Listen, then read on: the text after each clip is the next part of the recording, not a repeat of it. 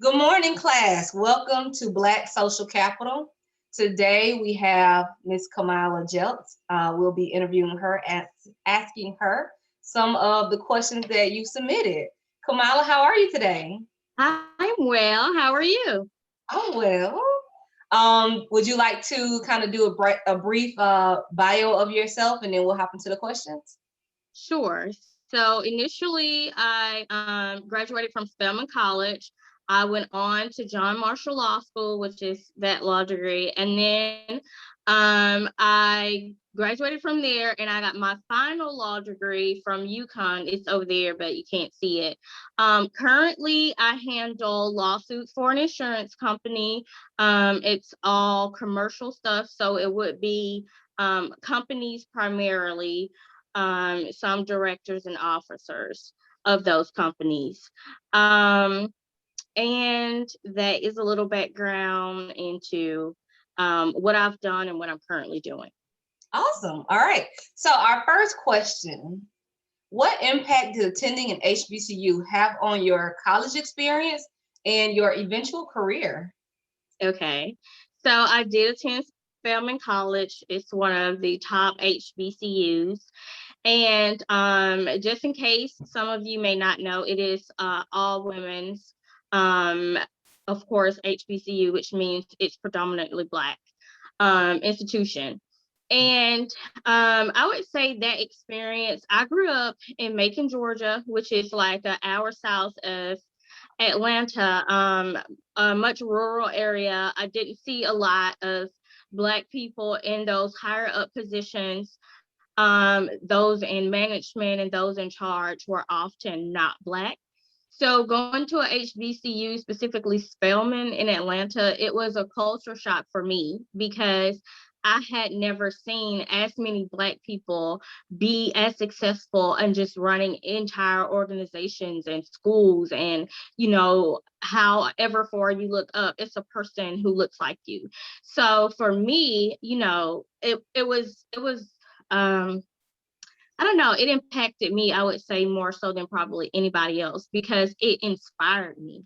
This Black woman is a professor, or she's an attorney, and she's a manager. The first job that I got, one of the first jobs that I got in Atlanta, I was someone's administrative assistant. And she was my first foray into negotiation. So I came in and she said, well, how much do you want? And I said, $10 an hour. And she said, well, how much were you making? And I said, $10 an hour. She said, well, you were supposed to ask for 12 and I would have offered you 11, but you always have to ask for more than what you were making. And she said, in either case, I'll just give you 11. But going forward, this is what you do. And that kind of stuck with me throughout my entire career. Awesome. Okay. Now, was this a professor or was this just like somebody who, like, was this an on-campus job and somebody taught you that lesson, or was this an off-campus job? It was an off-campus job. I was working for a real estate development company, and I was looking for some admin assistant type work because that's what I had experience in. And I was leaving one position, and I think I was working at the jail or something. So I wanted something that I could sit down and do. And I came in, and she was a Black woman, and she read my resume, and of course, you qualified. It's just a little, filing and Excel stuff. And she said, well, how much do you want? And I was like, $10 an hour. And she said, okay, well, how much did you make? And it was the same thing. And she was like, oh no, we do not do that. So that was, and I have used those same skills from the beginning of my career to currently. Awesome. Let's see, what's the next question? Was Spelman the only HBCU that you considered when applying? And if not, what other schools, HBCU and non-HBCU, did you apply for?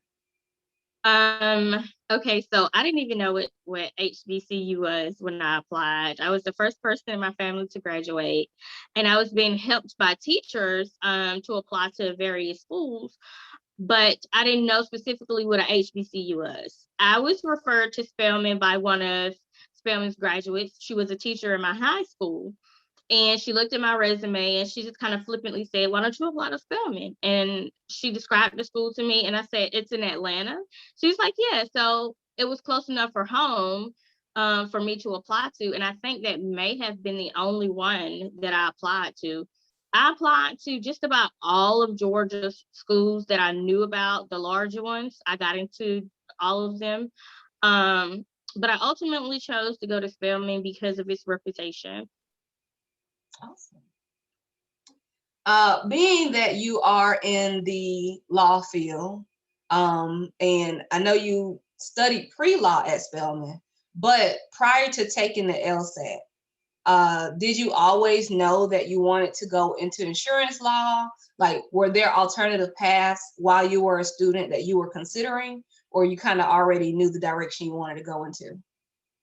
Okay, so I started off I kind of did a 360. So I started off at a law academy high school in Macon, and it was full of law, and I thought I would go into law, government, or justice. But for some reason, when I got to Spelman, I didn't even know what that major was called. So I majored in economics, and I realized my junior year that it was the closest they had to business, because for some reason I felt like I would do good at business.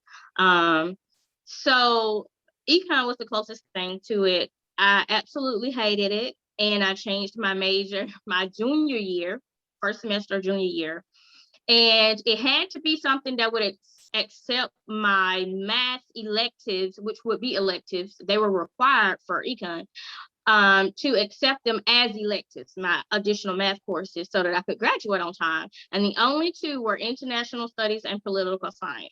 So in international studies, you have to study abroad. It was already my junior year. I was behind. I did not want to study abroad. So I went with political science. And I ended up graduating with departmental honors. My first semester, I made straight A's, Dean's List. So I was like, okay, this is where I'm supposed to be, which is where I was before I got to college, right? So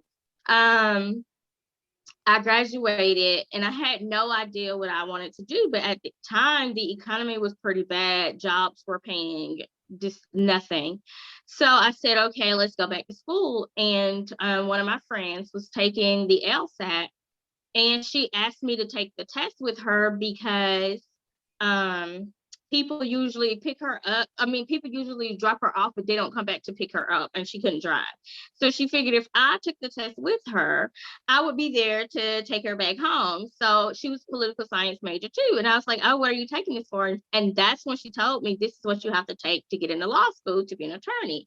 And I was like, oh, okay, I'll take it. So I was working 3 part-time jobs at the time. I took the LSAT. I do not suggest this. Just cold turkey, just not studying, no reinforcements, no course, just because it didn't matter. I didn't plan on going to law school. I was just doing it because you need a ride. So who takes the test for fun? Me. So before I went in, I prayed and I said, okay, God, I don't know which direction I want to go in. So if I get into any schools, I'll go. I got into 7 schools with scholarships. And lo and behold, she didn't get into any of the schools that she wanted. And then she got waitlisted at the school I got in, and she decided not to go to law school at all. So that's how I ended up in the legal profession. And I graduated and I got my first job at an insurance company, and it was flexible. I was able to work from home, and it pretty much paid close to 6 figures out of the gate. So I figured I could just give it a shot. So when you went to law school, did you have a concentration, or because you ended up in insurance law? So what was that process of, like, I took the LSAT, I got admitted into several law schools, now how do I select what concentration or what area I want to practice? So when you go to law school for a JD, there is no concentration. They teach you the general courses with law across the board, what you would run into all throughout the United States, like criminal law, property law, constitutional law. So you don't have a concentration at all. Everybody learns the same thing. You can take some electives that are geared towards certain stuff, but there's no like track. If you want to do insurance law, you do this like you do in college. There's no major. Oh, When I got my LLM, that's when you major. It's almost like the graduate school where you just focus on this one thing. It's not the general courses. So I chose insurance law for my LLM because my job offered tuition reimbursement as long as it was related to my position. And so I'm in insurance. They offered this course through distance learning, and my job would pay for it. I figured it was what I should do. And it proved to be another tool in my bag of occupational tools that allowed me to get ahead, I would say, maybe a lot quicker than others. okay. What is your favorite thing about having a career in the law field? I would say that top two would be negotiation and problem solving. I would say close is the leadership, the responsibility. When I walk into a room, I'm controlling that room 9 times out of 10 because I get to decide on the major stuff. If something goes to trial, if something gets settled, how much on either one. So, it's this, I like that it's an important position as well. Okay. Did you have to face many barriers as an African American woman in law school? And if so, how did you overcome those barriers? I think the law school that I went to was way more conservative than today's times. So I would say I didn't necessarily run into issues that were built into the school, but there was a lot of clashing between some of the Black students and the white students because they were only there because they couldn't get into a top tier school, but they came from prestige or money, or their parent was already a judge. So they came there. And so it was more so a culture clash than necessarily a Black white issue, but it appeared to be a Black white issue for sure, because a lot of the clashing was between the white students and the Black students. And we ended up actually going to, it was just like, I don't know, like stuff. Let's say 2 or 3 Black girls would walk into the bathroom, open up the door, start talking, and then a white girl would be in there and she would be like, oh, you guys are too aggressive. And I thought that, they were going to be mean to me. This is stuff that was said to the dean because girls like walked past her in the bathroom. It was like, hi, how are you? So it's just like, this is the way we do things. This is the way they do things. But for some reason, they found some type of fear in the way that we did stuff or the way that we even talked to one another. So that caused a big meeting across the board with the dean. And one girl actually left, but overall, we overcame a lot of those issues. And we just basically had to say, this is how we are. It's not something geared towards you. This is just how we act toward one another. And then we kind of stuck to, Black girls in the group and then the rest of the kids, Black people. But I actually did make friends with a mixed group of people, just because I don't know, like that. Let's see. What perks or opportunities has your career provided you that are not related to your salary? I would say traveling. It allowed me to, the first time I ever got on a plane was for work. And I actually flew to California. So they allowed us to travel in between offices for free. And they would put you in a hotel and they would pay for your meals just so that you could see what the other offices were like. So I got a chance to go across the country, just visiting different offices. I got a chance to be in some of the swankiest hotels, eat some of the best steaks because of that role. And I'm very appreciative of the ability to travel because I had never been on a plane. I think I was like 25. Nice. Okay. I feel like my job, my enrollment job that gave me the travel opportunity really opened my eyes, and now I'm a travel bug. So Yeah. especially when it comes to just being comfortable hopping on a flight and going somewhere, as opposed to like, okay, how many hours we gonna be in the car? Right. You start to weigh it up because now you're okay with it. You know the process. Let's see. Have you had any setbacks in your career? And if so, how did you work past them? I did have a setback in my career. I quit one job for what I thought was a better opportunity.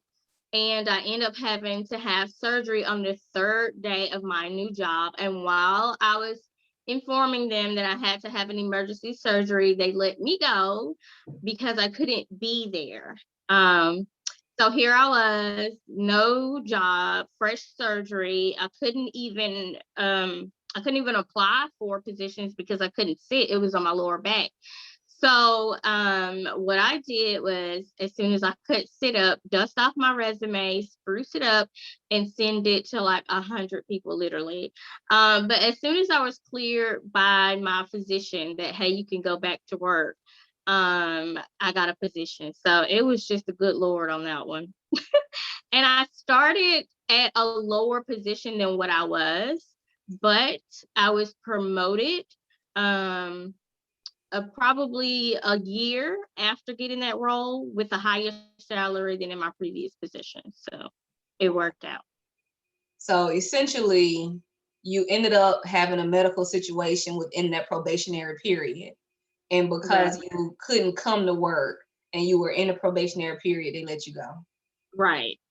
After courting me for at least a month on getting the position. So yeah, I was just floored. How did you cope mentally with the fact of like you left a good job, you had secured something that was better, and then all of these chain events happened like instantly? How were you able to cope mentally? For me, I'm just a planner. If I only feel lost if I don't have a plan.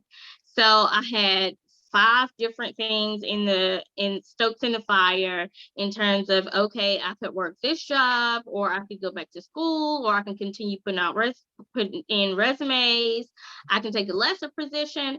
So I had, as long as I felt like I was moving towards one of those goals, and while I was healing, because I gave myself the deadline of when I was healed, then I didn't get too daunted by it. Also, I would say to all of you out there, make sure you contribute to your 401k, because you never know when these things can happen, and they can happen to anyone. I luckily had enough stored where I wasn't panicking about money. I just wanted to make sure that I secured a new position that didn't take me backwards in my career. Awesome. Good advice. Great advice. Are there other women of color in your field at your level? There are a lot of women. I haven't seen that many at this company, but across insurance law and the insurance field, there are a lot of wonderful Black women that I have run across and had the opportunity to adjacently work with, that helped me along in my career. As well as just been an excellent resource. So we are, because Black women are getting degrees and going to professional school a lot, they do have a lot of these leadership positions now. Not a lot, but a lot more you would see in these leadership positions, especially the middle management. They haven't quite reached the C-suite, but they're moving up. Now, do you currently still work remote? I do. So How do you network? Oh, I'm sorry. How do you network with other professionals of color, being that you have a remote position or you've been So working there, remote for a while? okay. So there is, I'm sorry about cutting you off. um, there is what we have, like a Pan-African network at my job that you can join. We also have this social media page, especially for the job. It's called Yammer, where you can communicate, you can congratulate people, you can post pictures, you can discuss positions. So we have that, as well as across the industry. There are various organizations, the NAIC. I think it's the National Association of, yeah, um, insurance something, but it's geared towards Black people in the insurance field. So those type organizations, as well as LinkedIn, that's not specific to a race, but a lot of times once you connect with one person, and you have a lot of first connections and some second connections, then you kind of build your network. I know a lot of the insurance professionals that I do network with, I met on LinkedIn, and then I ended up meeting them in person or interviewing with them. And so it kind of became the gift that kept on giving. Okay. Has networking and Black social capital helped you in your career in any way? So going back to the fact that there are professional organizations and there are LinkedIn, you've already discussed how a previous supervisor gave you some amazing advice that you've been able to carry on.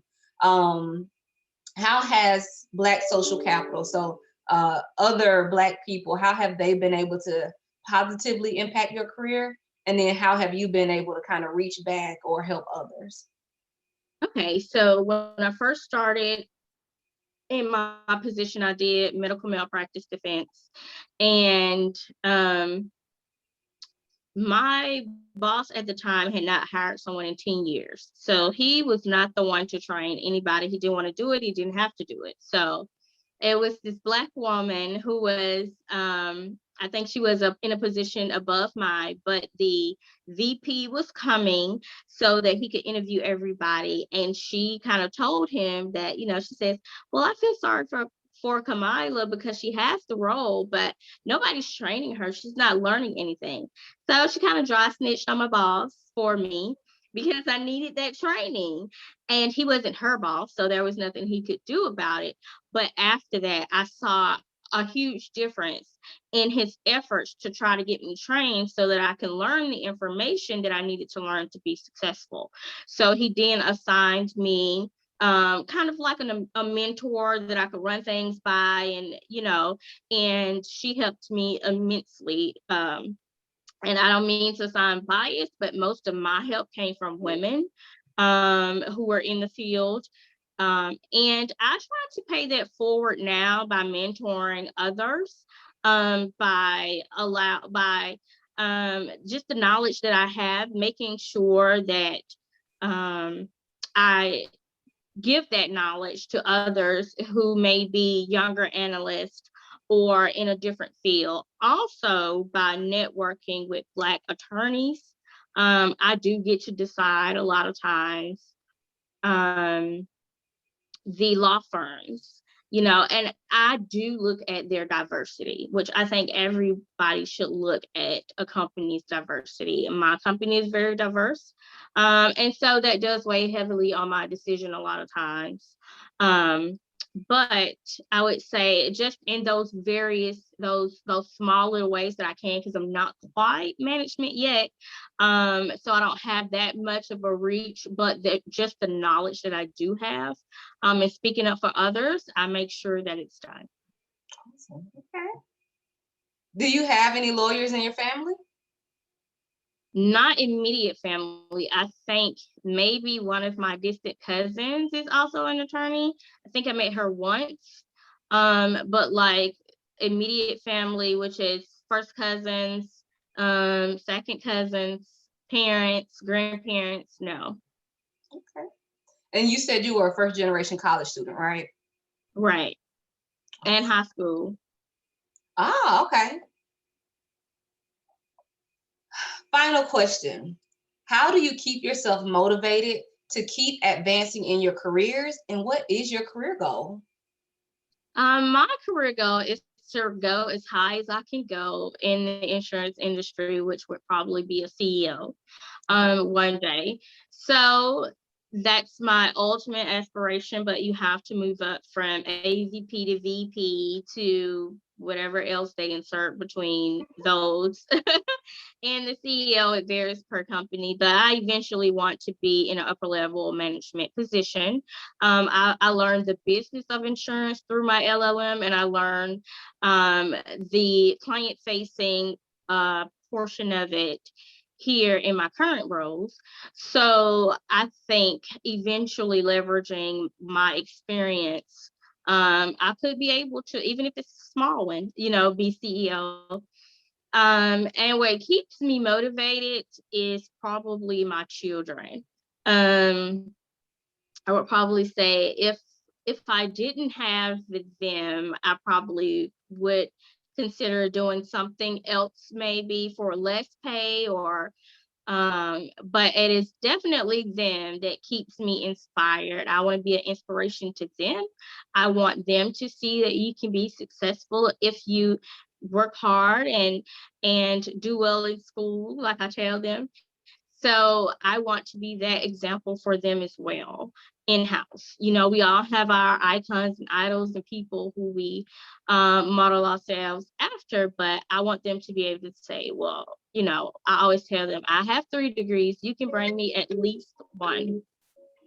So yeah, so it's for them. I have 1 degree per child. Do you feel like you are going to highly encourage your children to go to HBCUs? I am going to highly encourage them. I'm not going to pressure them. I'm going to present it in a favorable light, and hopefully they can see the benefits as I explain it to them. Hopefully my daughter wants to go to Spelman because I certainly want her to. My son is currently considering to HBCU, so I don't think it's a hard sell for him. The middle one, not so sure at this point. Yeah. Okay. Class, one of the benefits of my relationship with Kamilah, we have actually been friends since middle school. And so being that we went to middle school and part of high school together, I can attest that we were not privy to HBCUs growing up. And the fact that my parents met at an HBCU and I still didn't have a lot of details about that, I do believe culturally, it's just not something like we know they exist, but we don't know a lot about them. And it's not like people are just randomly saying, let me take all of these minority students on an HBCU tour. So it is awesome when it comes down to like parents exposing their children to their college experiences, because typically we can't truly just rely on like a high school to expose students to an HBCU and what opportunities are presented there. Right. I completely agree. And then even when I visited some of them, I think we visited Savannah State, it was not billed as like HBCU, and the history, all of that stuff, it was not pushed to the forefront. It was just like another college on a college tour type thing. Okay. Do you have any final words of wisdom you'd like to share with my students? I would probably say just don't have everything set in stone as of yet. You have time to figure out what it is you want to do, to change your mind, to find your passion.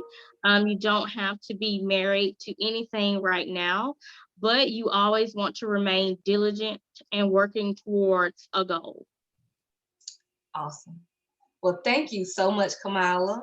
This has been very rewarding. And class, you've seen her bio. If you have any additional questions about what it's like to go to law school, what it's like to be a minority in your field, because I'm sure most of us are minorities in our fields, especially when you're looking in the legal system. And just information about HBCUs. I do feel like had I had the ability to go to the one I wanted to, my top institution that I wanted to go for undergrad was FAMU, but it was purely because of legacy. My parents went to FAMU and I wanted to be a Rattler. And my dad was like, if you don't have no scholarship, you going to school in Georgia. And so once I had to go to school in Georgia, I actually did not look at any of the Georgia HBCUs. I was just stuck on, I want to go to FAMU because my parents went there and I want to see what they saw and I want to experience what they experienced. So it's really amazing. And just like you said, you don't have to be committed to anything. I truly made a career change from undergrad into what I'm currently doing in my field now. My undergrad experience helps with what I do, but I made a complete pivot. I'm not doing what I thought I would be doing when I graduated back in 2009. So not being married to something too soon is good because you never know where the economy is going. You never know like what positions and opportunities can present themselves. So thank you so much.